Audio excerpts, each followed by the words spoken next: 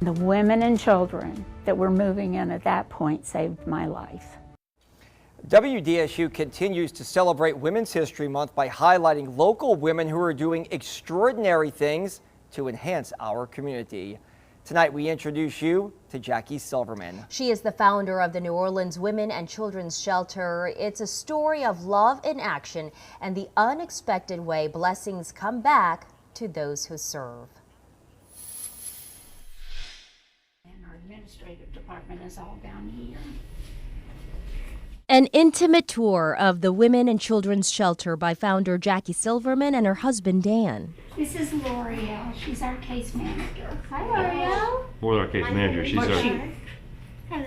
As Silverman shows us each room and explains the programs that are offered, you can hear the passion in her voice. There are thousands of homeless children out there, and we need to do something about it. As a society, we need to do something. Like many inspiring endeavors that came out of Katrina, Silverman was led to her calling right after the storm in 2005. Prior to Katrina, I had been in bed for 5 years. I had had 4 back surgeries and had to quit work. And so I just fell into a deep depression and stayed home. After the hurricane, her youngest son Jeffrey told her about a rudimentary shelter in the 9th Ward that could use some help.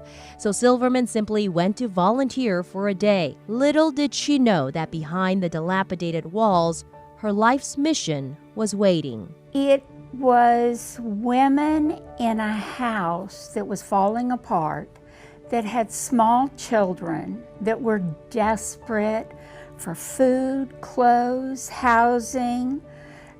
They were lost. So she got to work right away, making calls and collecting donations. And we equipped the house with bunk beds and pillows and blankets and everything. We got a working kitchen and a working bathroom, and it was incredible. The shelter moved a few times since then and is now here in Central City, providing a safe and stable environment with 14 rooms to house 50 people at any given time.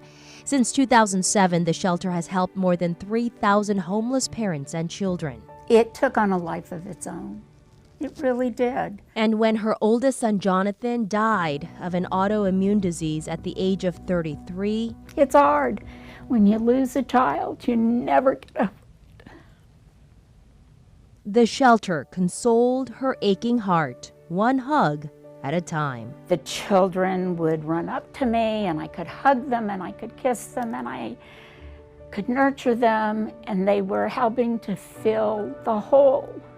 It'll never take the place, but it's something. Yeah. We never thought we'd lose him.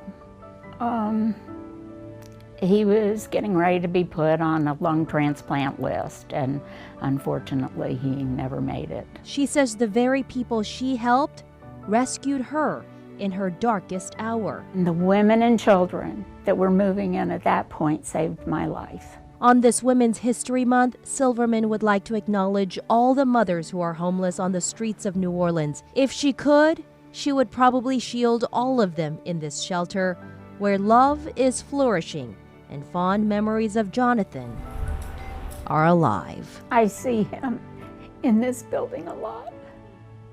He loved it. He loved the shelter. This is a happy place. And we want them to feel safe and secure and happy while they're here with their moms. And single fathers and pregnant women are also welcome at the shelter through case management, rental assistance, and many other programs. About 86% of the people transition into safe and affordable housing thanks to the New Orleans Women and Children's Shelter.